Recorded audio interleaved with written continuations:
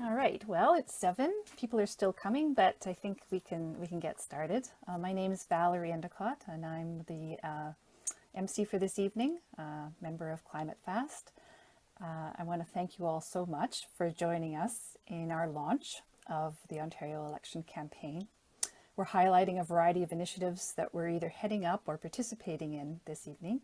And we have 5 speakers who will each speak to us about one of the campaigns, followed by a short breakout group time to help participants identify which campaigns resonate for them and to help answer any questions. Oh, we have a mute problem.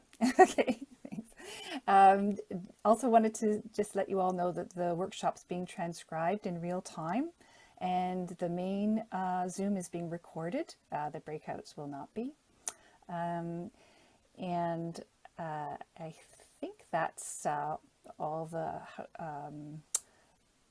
that I needed to say. We're going to show a video first by Hamilton350.org that provides an excellent overview of all the terrible things the Ford government has done thus far against the environment and us all.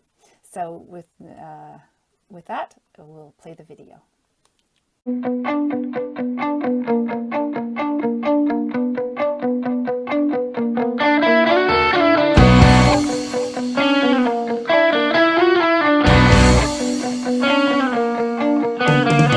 Immediately upon taking office, he eliminated the independent environmental commissioner, Dr. Diane Sachs.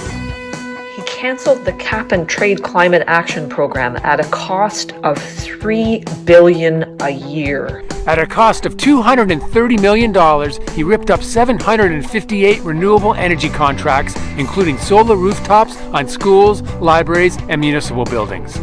He proposed opening the Greenbelt to development. He spent $2.8 billion to buy 3 gas plants and plans to increase greenhouse gas emissions by 40%. To increase the amount of driving and generate more greenhouse gas emissions to wreck our climate, the Conservative government has eliminated the annual license plate fees at a cost of $1 billion.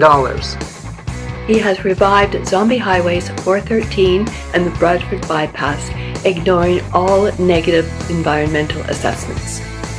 He made pay-to-slay changes to the Endangered Species Act. So instead of protecting endangered species, you can just pay the government for permission to destroy them.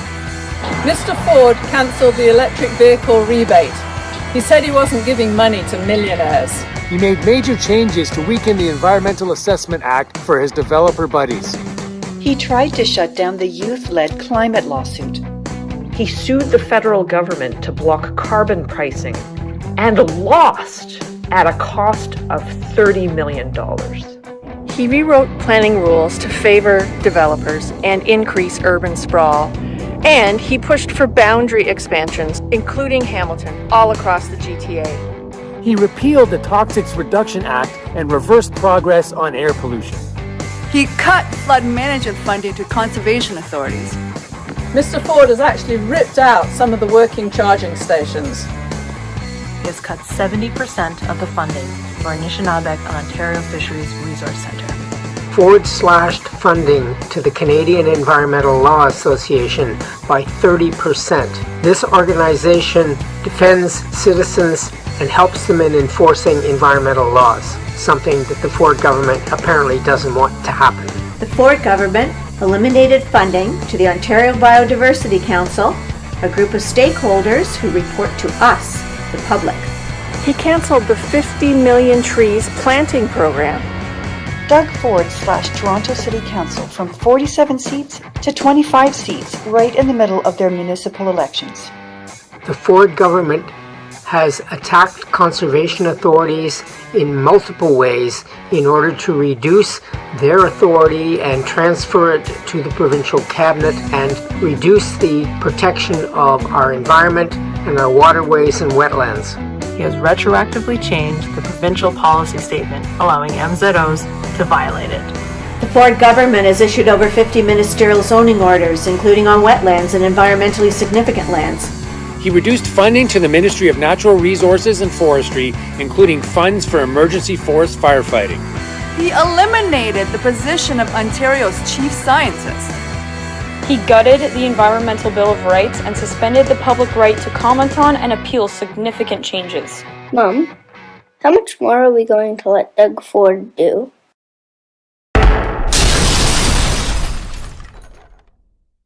I would like to acknowledge that the land that we are meeting on tonight, Toronto, is located on the traditional territory of many First Nations, including the Mississaugas of the Credit, the Anishinaabe, the Chippewa, the Haudenosaunee, and the Huron-Wendat people. Toronto is now home to many diverse First Nations, Inuit, and Métis people. And we also acknowledge that Toronto is covered by Treaty 13 with the Mississaugas of the Credit. Now, I want to take us over to Northern Ontario. That serves as home to dozens of First Nations, stores immense amounts of carbon, and sits on top of vast mineral deposits. The peatlands there are developing quite some conflict between government, industry, and the Indigenous people there. Peatlands are under increasing threat as global heating accelerates and dries out the wetlands, releasing enormous stores of warming gases into the atmosphere. They're effectively carbon bombs with the potential to cause runaway heating. Mineral deposits in the Ring of Fire have long fueled Ontario's interest in opening up the region for extraction and development, and driving this new fervor are plans for an electric vehicle manufacturing hub. But the proposed all-season roads and related infrastructure that will be necessary for this transformation in the remote and ecologically sensitive area have generated significant controversy and conflict. So a fight is brewing in the Ring of Fire between industry and government and the many Indigenous communities that call it home, who have known its ecological significance for countless generations and who rely on it for their livelihood and survival. A regional assessment was expected to facilitate thorough considerations of alternative future options and scenarios for development, so as to determine which projects should go forward, how they should be sequenced in time, and how adverse impacts could be minimized, not just on a project-by-project basis, but an overall cumulative level, really putting a bigger picture lens to the development. But that just simply did not happen. And in mid-January, the chiefs of 5 remote Indigenous communities close to and downstreams from the Ring of Fire deposits met with the Minister of Environment and Climate Change of Canada, Stephen Guilbeault, to demand that those terms of reference be retracted and that the whole process be started again. They stated that the proposed terms of reference wrongly excludes Indigenous people from all but token roles. And this has been demonstrated over and over again in consultations where Indigenous people have been invited to the table, but where no meaningful decision-making powers have been extended, making their participation purely symbolic. These terms propose that the Government of Canada and Ontario can together lead a major impact assessment process in an area that is exclusively occupied by Indigenous people without actually including Indigenous partners in the governance of the process. This continues to undermine the laws outlined in the United Nations Declaration on the Rights of Indigenous People that Canada and Ontario committed to enacting. This whole tackling the environmental crisis together we can is, I mean, I think.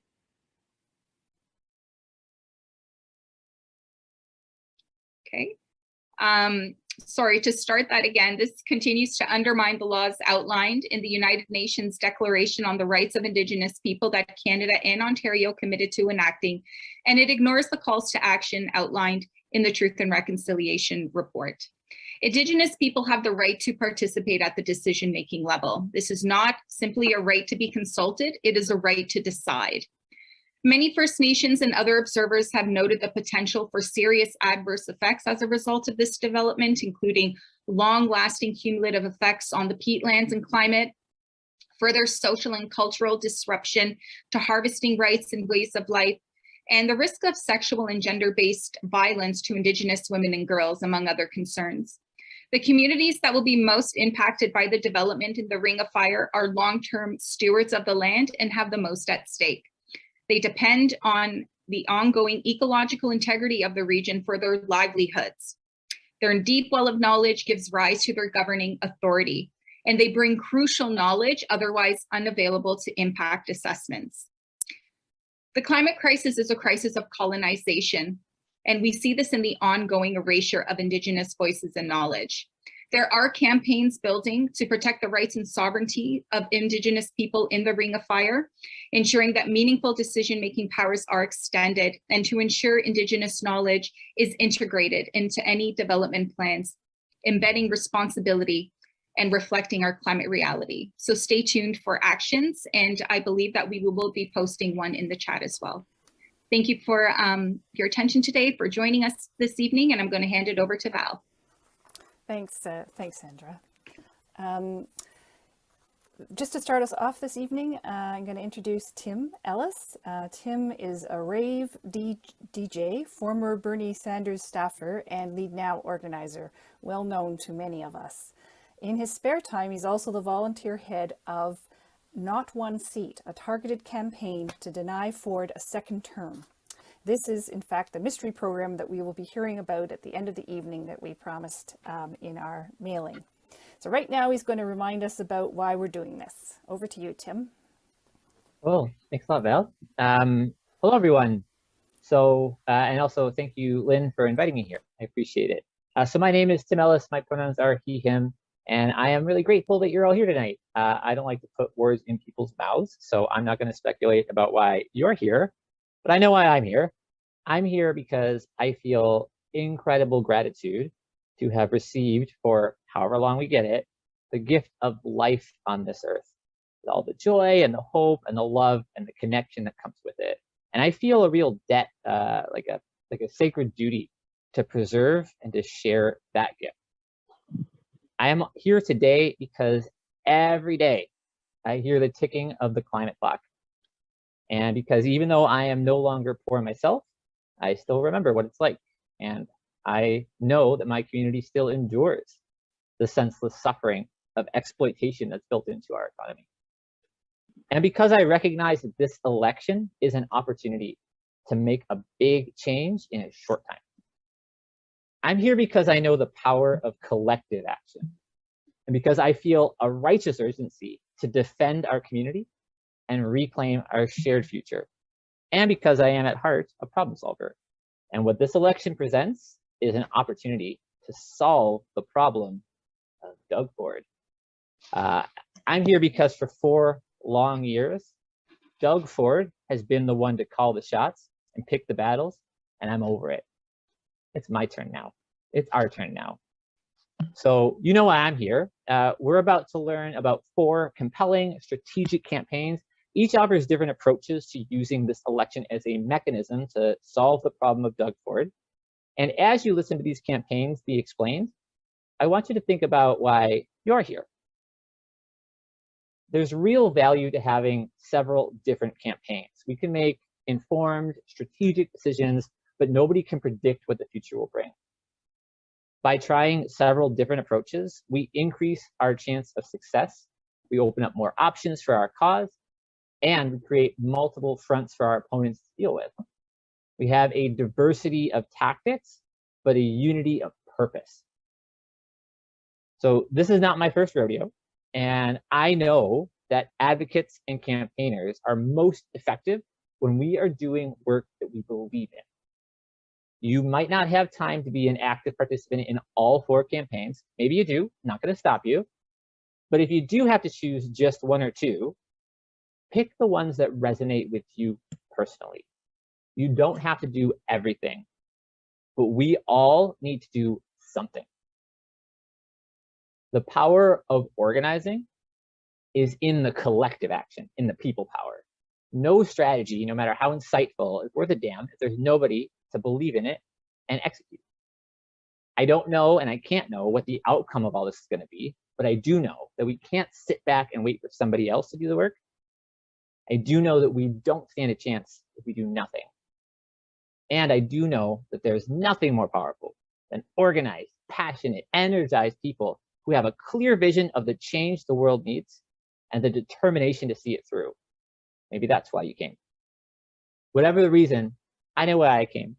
And I'm here now inviting you, counting on you to be part of getting a big win for our movement and for our future. And we're going to give you 4 different ways to do that. And I'm counting on seeing you on the campaign trail today. Thanks.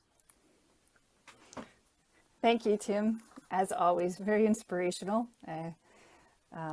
Really wonderful words. So I'm going to introduce our first speaker, and that's Colleen Lynch. Colleen is primarily a writer and an organizer, and I might add, a talented poet. She has worked with ClimateFast on the kitchen table climate conversations, we call them our KTCCs, over the last 3 years. Tonight, she's presenting on the provincial KTCC project. So over to you, Colleen. Thank you, Val, and thank you, Tim. That was a wonderfully motivational opening. And yes, so as Val said, I'm here to talk a little bit about the provincial conversation program. And I'm going to share my screen and just start by saying the people at ClimateFast have been working for several years now on what we call the kitchen table climate conversations. And these have taken many different forms. There's the faithful conversations now. There are some conversations on anti-poverty and the climate going on. There's just amazing proliferation. And we thought we could maybe create something a little more targeted to the province with this conversation program. And so we actually have some resources already that you can find, and I think will be put in chat. We did 2 webcasts a couple of months ago. And in these webcasts, we did a high-level introduction to the KTCC. There are some tips for and motivational ideas for facilitating conversations.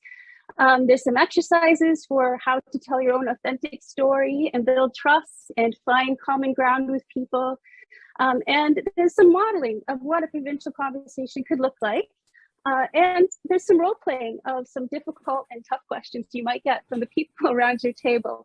So you're welcome to take a look at those webcasts and the slide sets that go along with that. We'll also be sharing this slide set, and I've hyperlinked everything. So you'll be able to find these things afterwards too. So while we were actually, whoops, I'm going too far there, I think. Nope, I'm not. Yay. Okay, so while we were developing this program, we did discover a few tips that I'd like to just open with. And I think the other people presenting tonight might also have discovered some of these things in their programs. But a good conversation, we discovered, means listening and asking open-ended questions. It means being honest and authentic about why you're there and who you are. Respect, and specifically for the provincial angle, I think the last 2, 5 and 6, are very important. Finding dialogue around shared concerns, I think, is critical. And the last point here, in the KTCCs, we like to have good outcomes. Now, good outcomes can look different for everyone. They can look like maybe learning how to work together, but they can also look, in this case, like maybe hopefully getting a progressive government elected and holding our leaders to account together. So having said that, well, we developed the webcast. We also developed a resource. And this is a backgrounder that we developed along with the webcast. And it's actually just designed to help people become more confident, either having like semi-formal conversations or just talking about climate justice and raising awareness. And as you see there, there's 3 sections: climate, biodiversity, and strong communities, that we divided it into. And there's a little story arc to each of the different sections. And the KTCC tends to have a bit of a story arc. It usually starts with challenges, like we saw in the video from Hamilton 350, the challenges we're faced with. But then it moves into some things we can do, some actions and solutions, and through to what it looks like to work together and what might come next. So each conversation can follow this arc if you're going to follow the system. And the website address is there. It's complex, that's my fault, but you will have a link to it as well. And just to show you, here are the 18 sections we actually divided into. And these are 18 buttons where we have some of the information you saw already in that little video. And there's a lot of information here that I would like to acknowledge. The Yours to Protect listserv, I'd like to acknowledge the Ontario Federation of Labour for a lot of the information that are in these buttons. And they are actually designed to sort of help you choose your own adventure, decide what you're interested in, what the people you're talking to are interested in, and just maybe support you, help you feel a little more confident with some knowledge. So we've got that. And we've started doing a blog series where we look at the different buttons and we demonstrate a bit how they link up, what people care about perhaps, where you might find hope, where you might take action together. And this is from the first blog, and it's an attempt to define climate justice. It's probably not a perfect attempt, but I'm going to read it.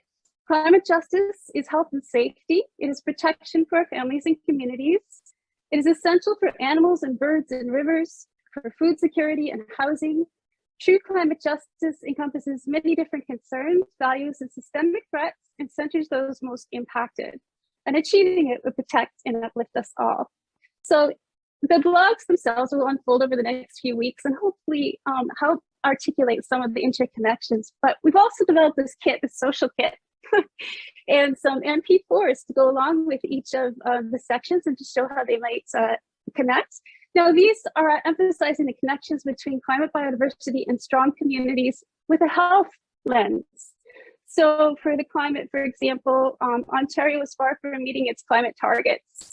Yet air pollution and extreme heat are increasing health threats. And the biodiversity one, taking action on climate and biodiversity in ways that create health co-benefits will ensure a healthier, more just and a livable world. And under healthcare, if COVID poses a health emergency, so does the climate crisis. Actions that protect health workers, both during COVID and in general, protect us all.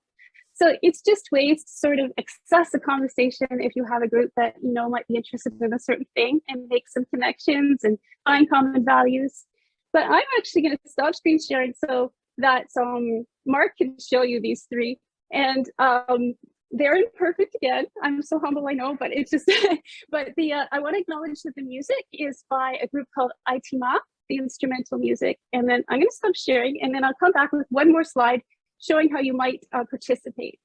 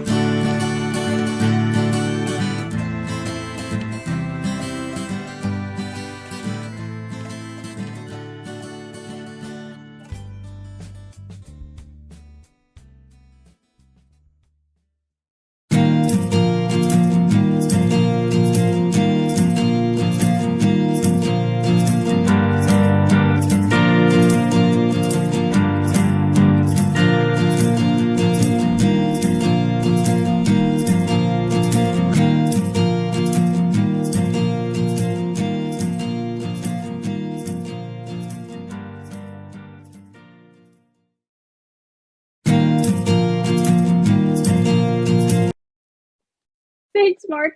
Anyway, that they're going to be there for you if you want to share them or look at them or get more from them afterwards. And I have one more slide to show.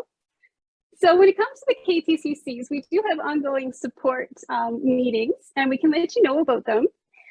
But some of the ways you can engage, if you know people who might want to have a conversation and you'd like to host or gather them around a table, we do have some facilitators lined up. And also, if you're keen on facilitating, we can buddy you up in the different ridings, some of the key ridings in particular that we're focusing on where we want to get a more progressive leadership or other tactics in the ridings. In general, you can join the KTCC team. You can share the background or the blogs and the MP4s. I'm hoping it's a way to generate some conversation, or simply start a conversation wherever you're at, however you can, with your neighbors, your coworkers, And you can always reach out to us if you want some support in that at ktcc@climatefast.ca. So thank you very much. And I'm actually now going to introduce an extra little piece. It's a video, and again, much in debt to the Yours to Protect listserv. I put this together from there and from other places to demonstrate what working together can do. And so to counteract the Hamilton 350 video, we're going to show this little video, and hopefully it will help motivate and give us some courage. So Mark, if you could just show that, that would be.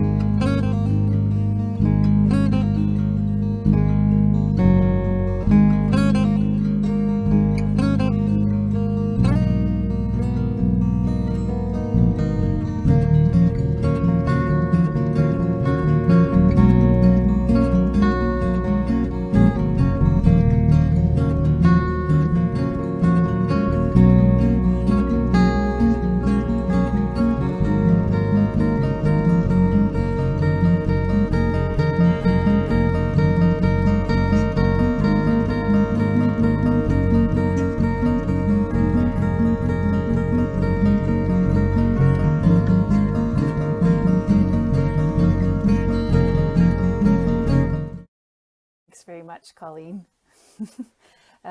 Yeah, I can't suggest strongly enough that you look through all of these resources that Colleen has so beautifully developed, and yeah, it's a real wealth of information.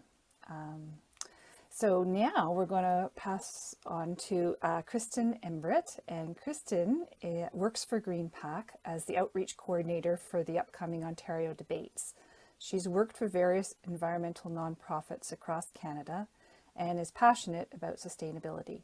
Tonight, she'll speak to us about organizing the all candidates debates in swing ridings. Over to you, Kristen. Thank you so much for the introduction, Valerie, and thank you for having me here, everybody. So as Valerie mentioned, my name is Kristen, pronoun she, her, and I'm the outreach coordinator for GreenPAC. I'm also here with my colleague Rizwana, who is the programs coordinator for the upcoming Ontario debates as well.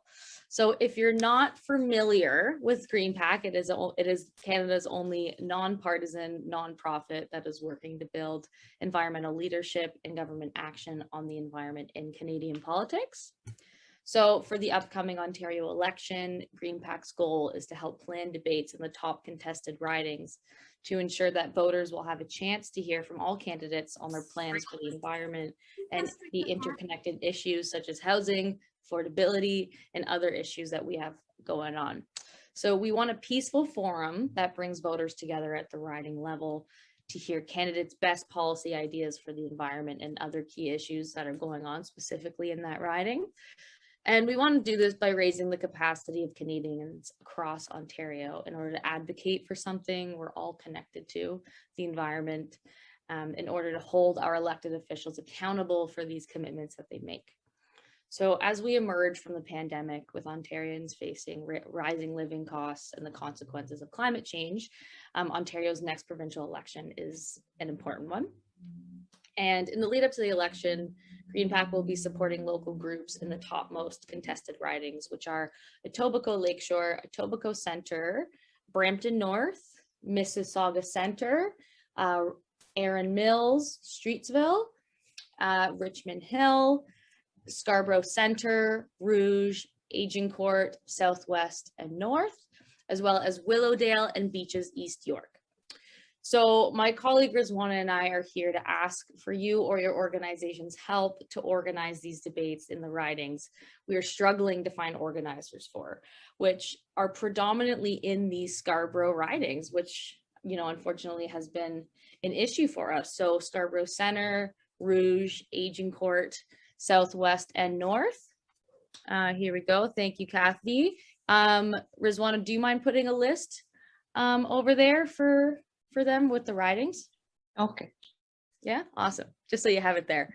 And so some of the ways that you or your organization can help out is by offering a venue as a location for your community's debate.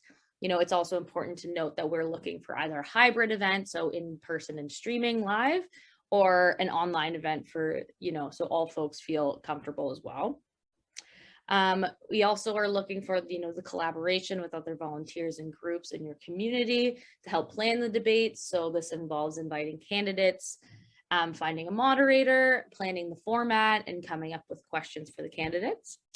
And, you know, spreading the word to community members so they can attend the debates and ask their questions. You know, this can be through promoting the debate to folks around you. And it's also important to note the things GreenPAC can bring to the table, as well as we offer all, you know, lots of resources and support to make the involvement for folks easy.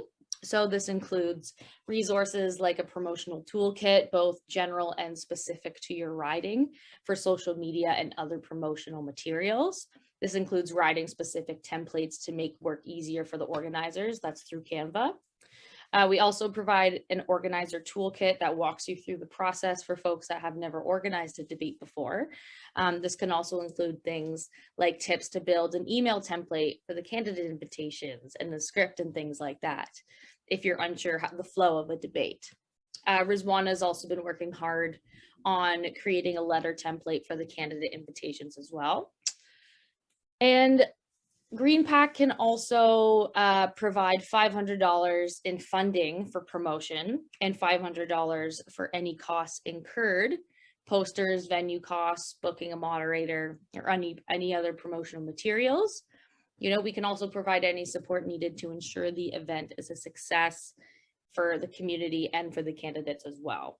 GreenPAC's priority is not to be the main organizer or host, you know, with our name plastered across. That's not what we're looking for to get out of this. We want to mention, you know, we want to fill in the gaps where they're needed so we can have a successful debates in all the ridings.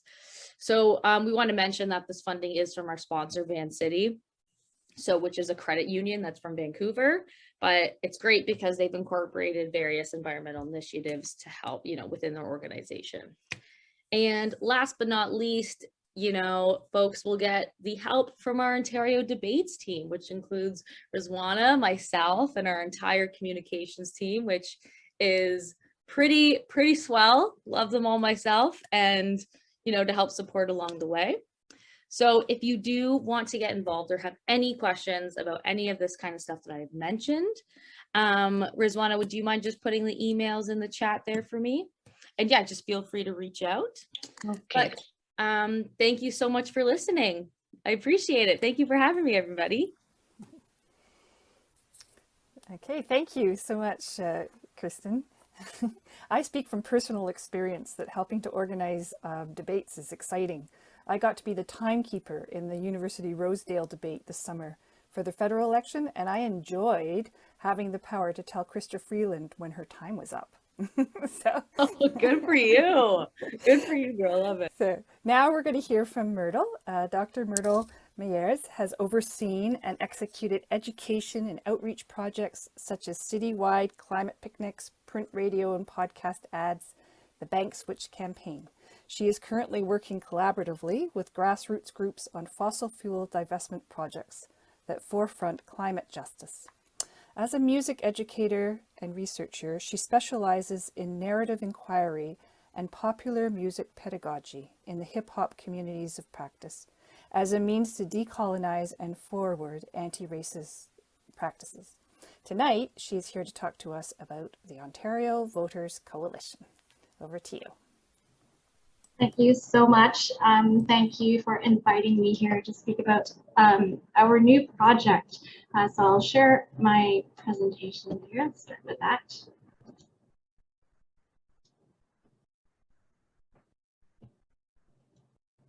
Here we go. So my name is Myrtle Millares. I founded Climate Pledge Collective with my partner, Matthew Lee.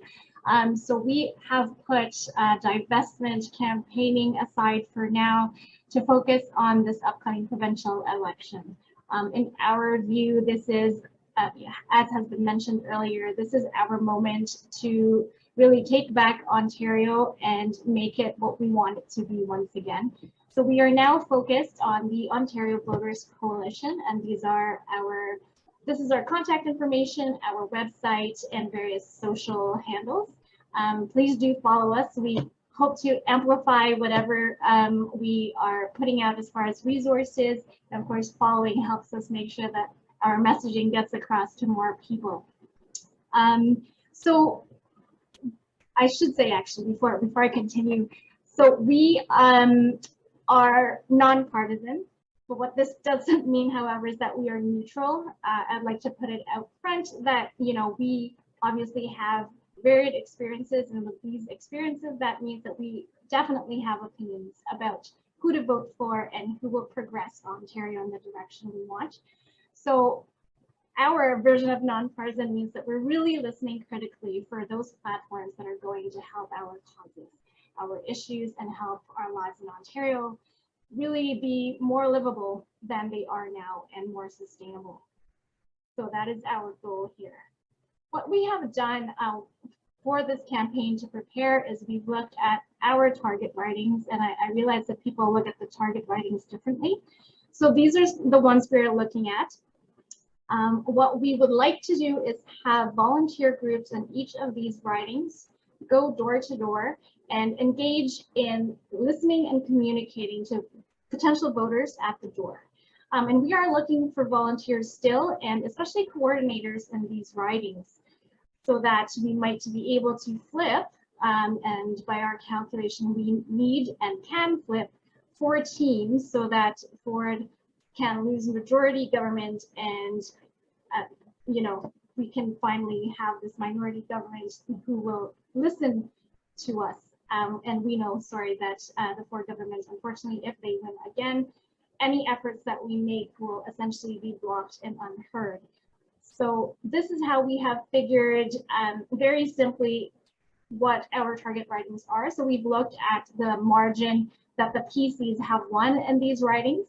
And frequently, you know, voter turnout has been kind of at the 50%-ish. And so really, if we are able to talk to people at the doors and just encourage them, one, to use their power to elect a new government, already we may see these writings flip, but especially by engaging in deep canvassing, which Tim Ellis has so graciously helped us train volunteers for last night, we will be able to listen to the concerns of voters at their door. This is our golden opportunity to talk and listen to people where the Ford government has not been able to. We will find out what matters most to voters and resonate with them with our own experiences to say, you know what, I'm really concerned about that as well. And then guide voters towards the candidate or party in their specific writings that will best serve them for the next 4 years. So I would like to emphasize that really our plan is having those conversations. You know, we've, much like Colleen has said, it's that one-on-one opportunity to connect that's going to be very valuable in helping turn the tide towards the Ontario that we want. So we are providing training sessions.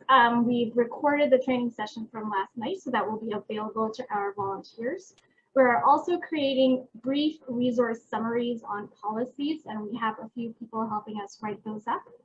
And based on these, we will have for canvassers brief write-ups, kind of policy talking points that they will have and they can bring to the door and share with the people that they're speaking with. So no matter what the issue of concern, they will be able to talk to them and reach out to find common ground.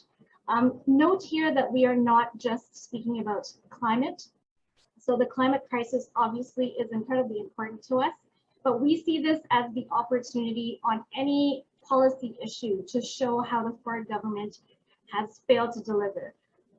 So we really cannot address the climate crisis without also addressing the various issues that we're going through, be it affordable housing, the precarious situation of many long-term health care workers, you know, affordable daycare, all the dawdling that happened over that, etc. So this is really our moment at the door to say, what is your concern? And it may not be the climate crisis at the moment because someone has felt in their lives that, you know, they don't have enough rent for the month.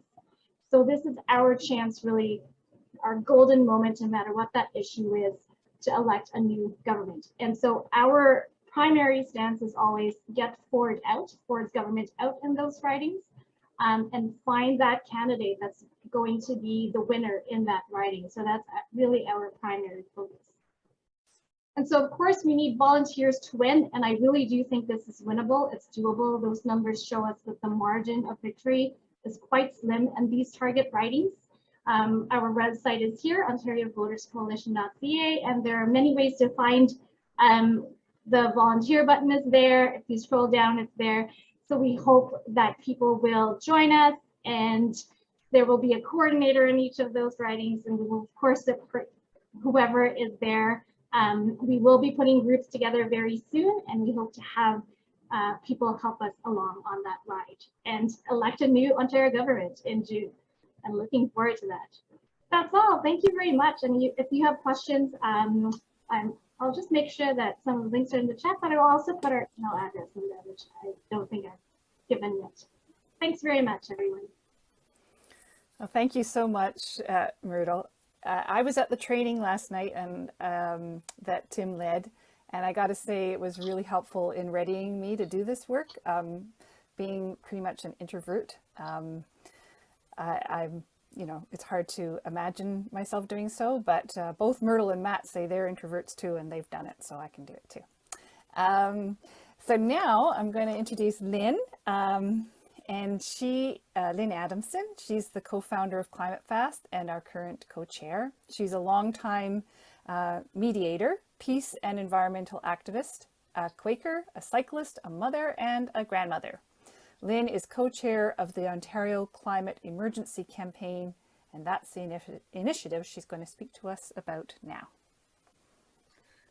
Thanks, Val. I want to address the question in the chat Laura mentioned about nonpartisan. It's very hard to be to appear as nonpartisan when we are trying to critique the failed climate policies of the current government. So I think different groups are finding a different balance of how to express that. And we decided at ClimateFast, which we're a nonpartisan group, that we wanted to host these various campaigns so people can learn about how these election campaigns are being run. And they vary, so find the one that's comfortable for you to participate in. And you know what, you can be part of more than one campaign. Sorry, my glasses are really glinting here with the light. I'm sorry about that. But anyways, I'm here to tell you about the Ontario Climate Emergency Campaign, which I'm very excited about. It was initiated by some members of CAPE, that's the doctors group in Ontario, as well as Sarah from GreenPAC and myself from ClimateFast. So we've been working away on a campaign that all of you, no matter what else you're participating in, can also participate in this campaign.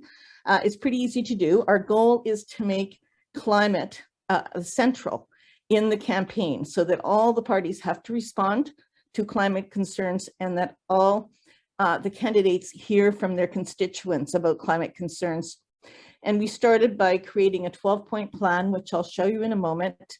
And that is a comprehensive plan for addressing the climate emergency that we want any government elected in June to take on. We only have a few years to deal with this climate crisis. It's serious. It's serious. And you know what? In Quebec, the people are able to make even a conservative government do what they want on climate. They just declared This is a victory for all of us. Yesterday, the Quebec legislature said there would be no more oil and gas development or exploration in the province at all. They decided it. And that is the successful environmental movement. Equiterre and other groups have worked for years for that. And we can do it too in Ontario. We can make sure that whatever government we get does what we want it to do. So we have to build a strong movement to get there. So we have a 12-point plan, which I'll show you in a moment. But I wanted to say there's two ways to get involved. One is as an individual, so please sign up. I think Sharon might be putting the link in the chat for the individual sign up. We have 500 signatures now, but we want to have many times that throughout this campaign. And what you'll be invited to do is when the election campaign formally starts, so when the writ is dropped is how it's put, but that's when the actual campaigns start, that you'll have access to the emails for candidates in your riding, and you'll send them the plan and you'll say, I want to know that you're going to implement this plan. We want them to get pressured like that by individuals. So that's one way to help. And then organizations are invited to join, and we have 70 organizations that have endorsed the 12-point plan right now. We based this, by the way, our title is Climate Emergency, Ontario Climate Emergency Campaign. We're based on the BC Climate Emergency Campaign, and we're linked with Seth Klein and the others in Climate Emergency Unit. So we're listed on their website. So it's corresponding to a successful campaign that's been going on in BC to pressure the BC government to improve what it's doing on climate. So, so we have already put out our 12-point plan to the party leaders, and they are to respond. And we will make their responses public, so we'll know what the parties are saying. And we also want candidates at the local ridings to feel the pressure from their constituents too. But it's all done online, easy to do. You can do this on top of any of these other campaigns that you decide to work on.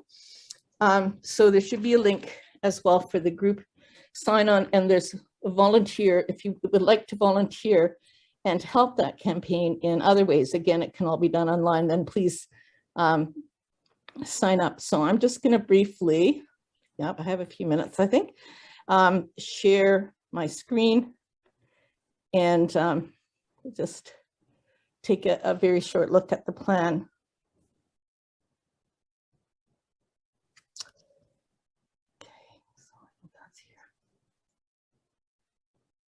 Okay, so I want to thank Millie Roy publicly for this. She wouldn't be available tonight because CAPE has another meeting on tonight, but Millie Roy is a doctor, full-time working. She spends evenings and weekends making this website and developing this plan with others, of course, but she's the real driver behind this and quite amazing, as well as Samantha Green, another doctor that's been working hard on this campaign. So we're starting with acknowledging that it's code red for humanity, the IPCC report. We have a closing window.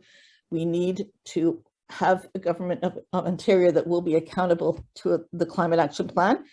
And the plan that we're giving them, it should be embedded in legislation, should be transparent, inclusive, and periodic reporting on measurable outcomes. So we have set we are saying that we need to set binding climate targets based on science and consistent with global efforts to limit planetary warming to 1.5 Celsius, which is a rapidly declining possibility to keep it there. That's why it's so urgent to get involved now and to work. And we feel that if government and citizens work together, we can work quickly towards these goals of which you can read at your leisure. I'm just going to give you a quick overview. It's clearly very important to prioritize and respect Indigenous sovereignty and autonomy. And we're talking about what was in the land acknowledgement at the beginning of the evening. We need to recognize and respect Indigenous people's jurisdiction and right to free, prior, and informed consent. So the consent means you can say no, right? You don't just have to say yes, it can be no. So it needs to be true partnership. And we did consult with Indigenous people writing this, and it was suggested that we include recognizing the spiritual value of the land. It's reflected in the culture and a commitment to respecting Mother Earth. So there we go. Invest in a thriving, regenerative, zero emissions economy. So spend what it takes. And we don't have this amount of money invested now, but 2% of the GDP is, we would say, a very good start on what we need to do across the province. End fossil fuel subsidies immediately and wind down fossil fuel use. So the gas-fired electricity is increasing under the Doug Ford government, and we want to phase it out by 2030. We don't want to recarbonize the grid. We need to electrify transportation and home heating, and that needs to come from a clean grid that's with renewables, that's powered with renewables. Prioritizing public health as the climate crisis is our single greatest health crisis. So it was mentioned earlier about air pollution, and actually there's many times as many deaths from air pollution as from COVID. And yet we see the COVID deaths and we somehow don't see the air pollution deaths, so health will improve with all of the things that we have on this by paying attention to phasing out the fossil fuels and moving to zero emission buildings and zero emissions transportation and sustainable community development. So that means not doing the urban sprawl, but rather having sustainable urban development and intensification with healthy, walkable, cycling-friendly communities and ample green infrastructure. So no more unnecessary highways, none of that. And let's pay real attention to our land use, which has sometimes been called our tar sands. Urban sprawl has been called our tar sands. Urgently protect natural biodiversity. And we're using this 30% figure that the federal government has included, and we're talking about the James Bay lowlands and other areas that must be protected.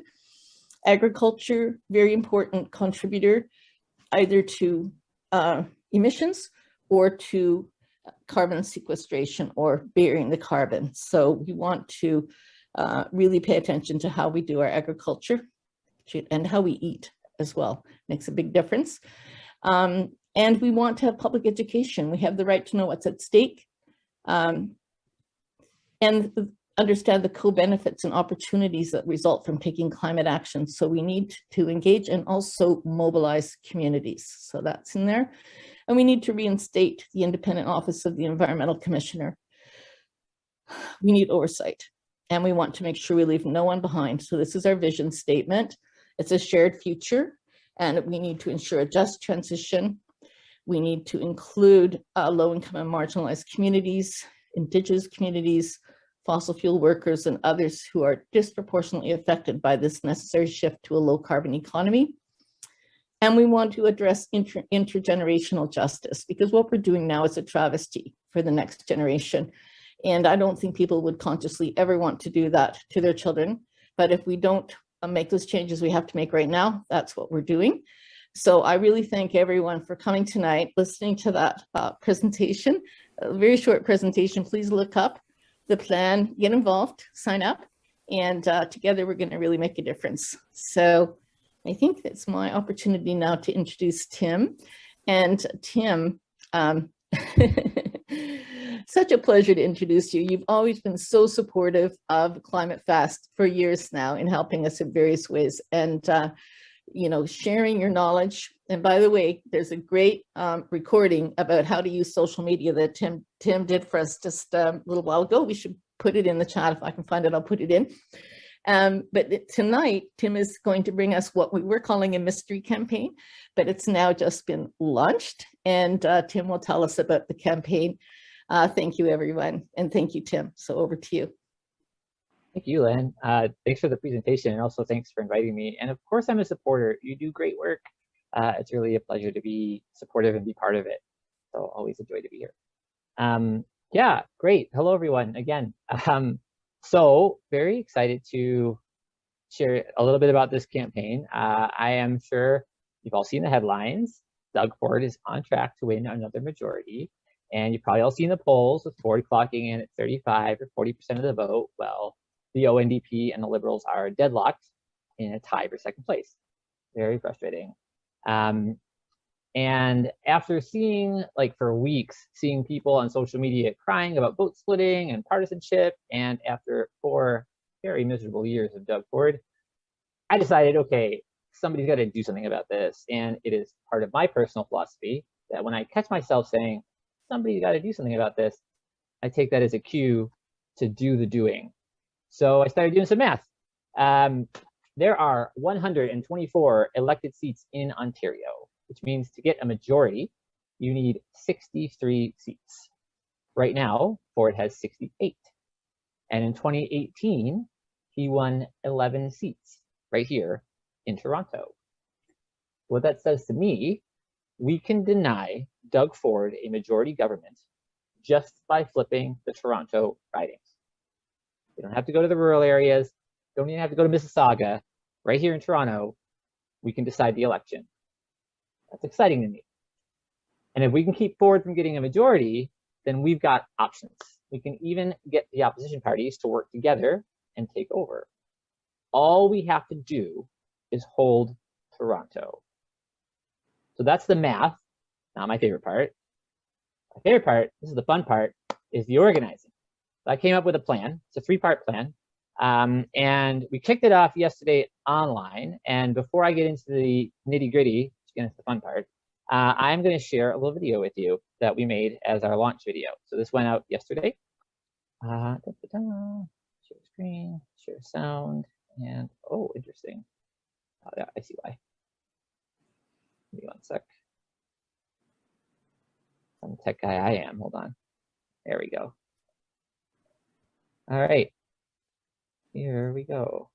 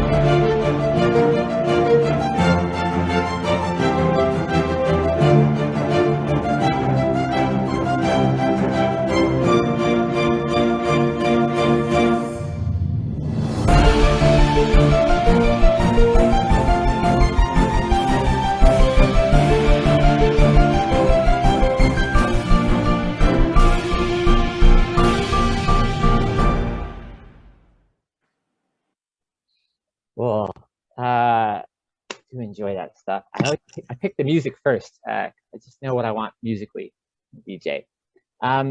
Great. So that's that video went live yesterday along with all of our social media and our website, and pretty much immediately went viral, which I actually was not expecting, but was very excited about.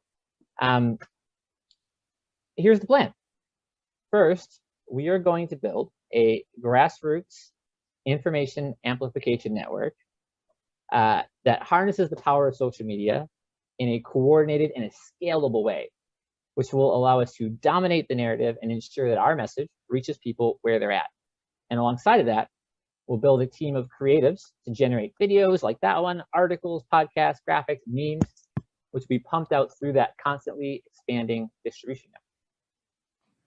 Second, we are going to fan out local teams into each of Toronto's 25 ridings, building connections in their home community. Many of them probably already have connections, assessing the strengths of the different campaigns, meeting with the candidates, grilling them about their capability to defeat Doug Ford's agents, and insisting that they commit to working across party lines to form a non-Ford government, so long as we can hold Ford below a majority.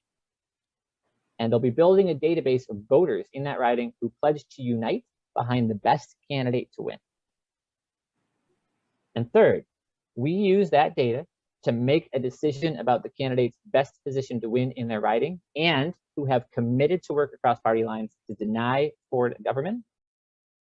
And we use our grassroots amplification network and our local teams to reach voters in their riding with our selection and unite them behind that candidate. So where we're at now, we launched our online presence yesterday. literally within minutes, our launch video had gone viral. We had dozens of volunteers sign up. CBC reached out to interview us, which is exciting, also unexpected. Was not entirely ready for that, but we handled it. You can see it. I think the interview airs tonight. From here, so that we feel very happy about that. From here, our next step is to assemble 5 different teams of volunteers: organizers, creatives who are doing creating the materials, amplifiers who are building our network, a research team who will assess all the data and gather polling information, that sort of thing, and our team captains in each riding. We are asking people who sign up as volunteers to commit to at least 5 hours a week for the next 6 weeks, or until election day. I think it's about 6 weeks, for 4 of those teams, and at least 10 hours a week for the organizer team, which is the glue that really holds it all together. The organizing team has already begun meeting. We are creating toolkits for each team with step-by-step instructions for how to contribute. We're creating all the online infrastructure to allow volunteers to easily coordinate, easily engage, easily have impact. And on April 23rd, we are launching the rest of our operation. So at that time, our assembled teams will swing into action and begin ramping up and scaling up. And the last piece, we are doing it all open source and transparently. So anyone who wants to start a similar operation in their region can use all of our materials free of charge, fully public. It will all be online, right on our website. Look, I'm just not going to live under Doug Ford for 4 more years. I'm just not going to do it. I'm just not doing it. I don't want to. It was awful. It has been bad, and I want it to stop. So we're going to make it stop. The thing that we have assessed through the course of this operation is the problem is not that Doug Ford is like wildly popular inexplicably. He's not. People don't like him, especially in Toronto. But the vote is split. And if people are partisan and or have preferences for policy between the 2 parties, that's very reasonable. I'm not going to tell you to change your vote. You should vote where your heart is. For me, I have my values and principles for sure, my policy preferences. My top policy preference right now is no more Doug Ford.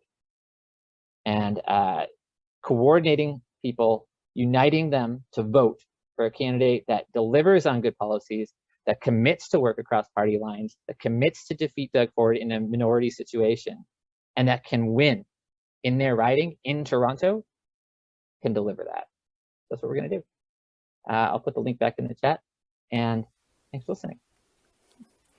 Thank you so much, Tim.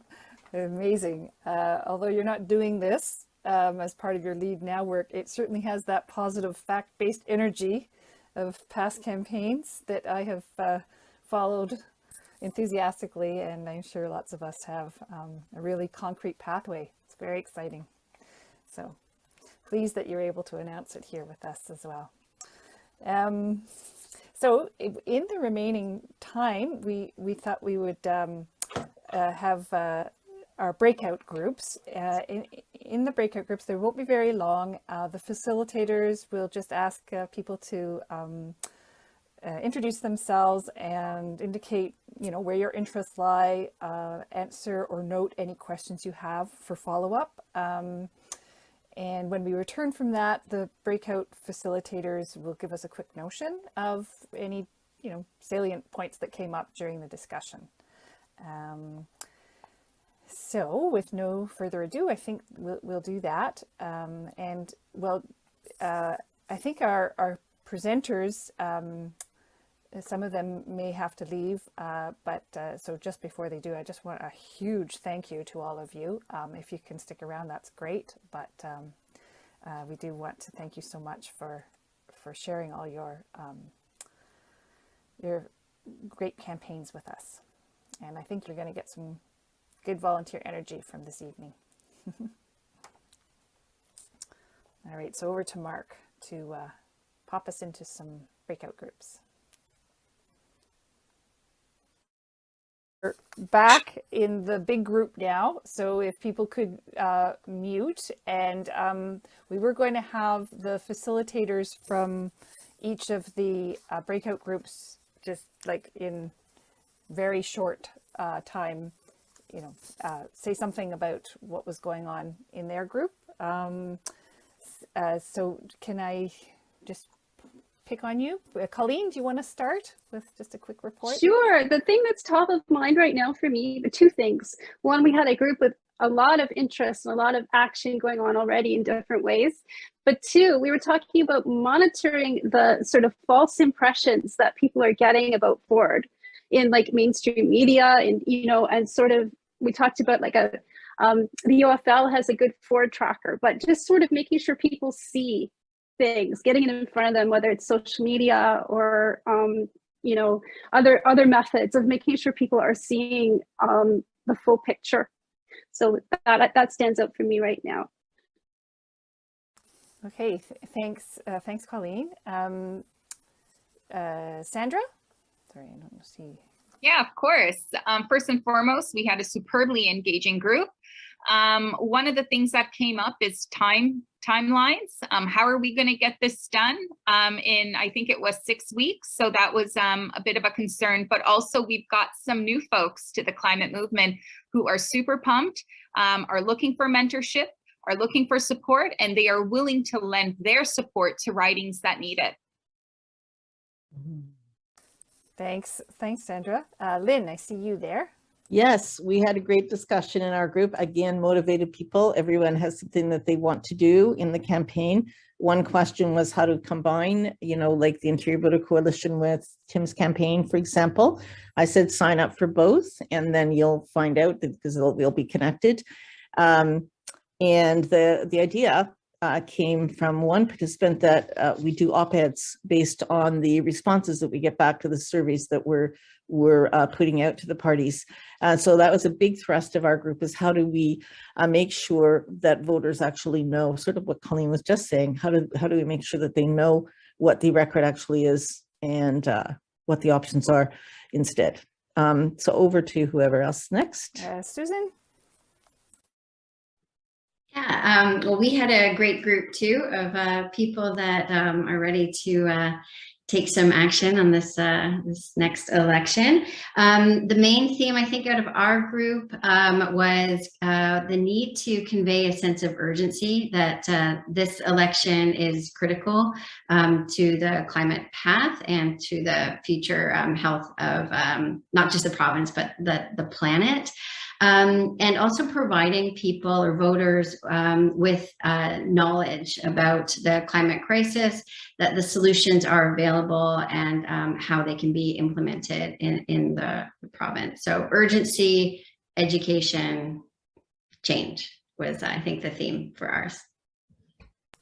Okay, great. And I guess I should report on my group. My group was we were very practical, people indicating where they're going to help. We have some willing to help with the debates, and we have action plan people who will take that to their candidates and their MPs, yeah, just pretty pumped as well, I think, to get to work. So thank you to everyone. We only have a couple minutes left, and I just wanted to let everybody know that the Ontario Climate Emergency Campaign that Lynn spoke to us about launches next week on the 20th. We are looking for people who, know people, know groups, faith groups, businesses, unions, health groups, interest groups. We want a wide variety of civic society to sign on, so as to show the wide degree of consensus on this big issue that we have before us. So that's on the 20th, and Lynn provided the group sign up form earlier, so hopefully people caught that in the chat. Do sign up, because then you'll get hopefully we'll have it on a live feed so people can watch it. It's 9:30 on the 20th. Oh, right. And you'll get news of that if you're on our list. Thank you. Okay, great. And then we also wanted to mention 2 days of action, or the May 1st days of action that the Ontario Federation of Labour is organizing, and also May 14th, a rally for nature, climate and community that is also being planned. I don't know, I know that Colleen is very active on both those planning committees. Are you able to give us just a quick notion of time and place, Colleen? Sure. The OFL one on May 1st, the Workers First one, is it's at 2 p.m. that it's starting. There are feeder marches, and we are in the process of organizing an environmental feeder march. So we can certainly share details with you once. There are 2 barbecues happening, and we're gonna meet at one of the barbecues, I believe, and walk in from there. So if you're interested in joining us, I'll make sure to share that. The May 14th one is also Queen's Park at 1 p.m., a rally, and then a march at 2 p.m. So that one is going to be big. Environmental Defense is co-organizing it with Climate Voice and with OCEC as well, I believe. So the 3 organizations working together, and the Environmental Defense people are bringing in people from all over Ontario, busing them in. And so we're going to have a really good day that day. It's going to be a lot of fun. So join us if you can. Stay tuned for more concrete details. Okay, great. Thank you so much. Before we leave this evening, I do want to to thank all the participants. You guys are make the evening come together, and I'd also like to thank the facilitators, of course, the speakers, who I've thanked already, but again, and the tech people behind the scenes, Mark Chaplin, Lorna McCure, and Sharon Bider, who are steadfast members of ClimateFast, and we couldn't operate without them. Okay, so I don't know, Lynn, you usually like to take a screenshot. Shall we all unmute and wave at each other? That's a great idea. And see you on the campaign trail. Yeah. Well, yes. Maybe let's get more than one person taking this shot. I can take one, but Sandra, were you available for that? Let's all come off. Yeah, look at that. I'm seeing all beautiful faces. So I'm going to put it on gallery view, and we have a couple of screens. So hold on, and we'll just do this. So smile, everybody. That's one. Oh yeah, waving's good too. All right. Yeah, smile and wave. Wonderful. Lovely. Thank you, everyone, for coming. That's fantastic. Thank you, everyone. I love the smiles. I love Thank you. I hope that part of the recording. Thanks, everyone. Thanks so much. Good night, everybody. Thank you. Keep up the good work.